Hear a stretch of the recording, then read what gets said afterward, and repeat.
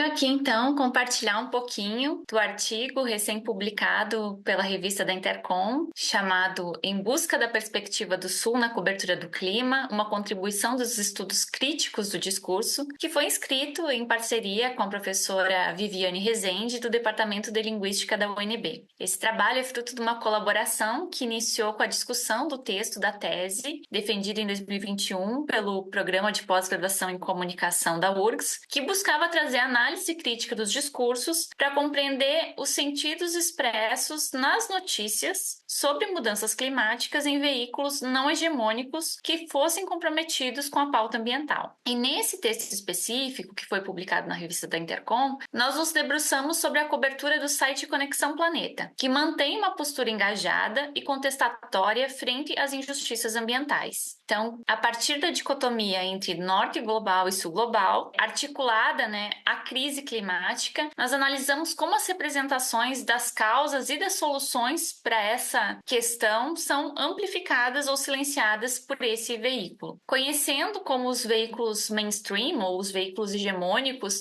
eles circulam sentido sobre a crise climática, porque a maioria dos nossos estudos são voltados, para esses meios em razão do seu amplo alcance, a gente busca entender então como um site alinhado com a sustentabilidade e supostamente livre, dessas amarras dos grupos econômicos dominantes, discutiriam a perspectiva climática. Então, os estudos anteriores, eles mostram que a cobertura do clima é predominada pela ótica dos especialistas do campo científico, quando a gente vê, por exemplo, a divulgação de pesquisas, de relatórios do IPCC, a principal autoridade nesse tema,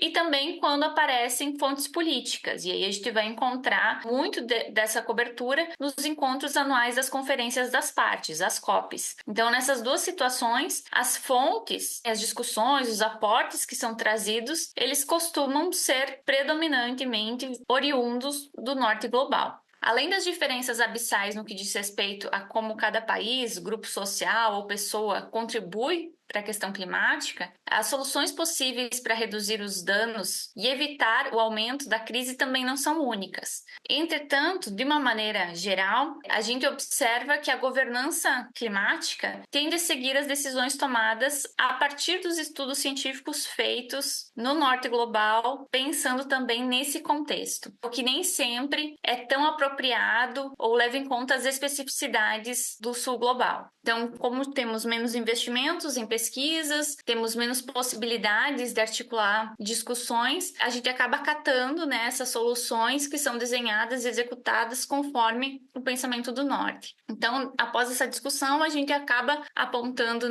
que os textos publicados no site demonstram que a perspectiva do sul se manifesta de forma ainda limitada, porque ainda existem muitas alternativas à crise climática que são oriundas desse pensamento hegemônico, assim como também as fontes são os mesmos atores que já costumam aparecer na imprensa tradicional, então não há uma diferença tão grande em relação a esses aspectos. A ideologia das elites dominantes se mantém mesmo nesta mídia alternativa,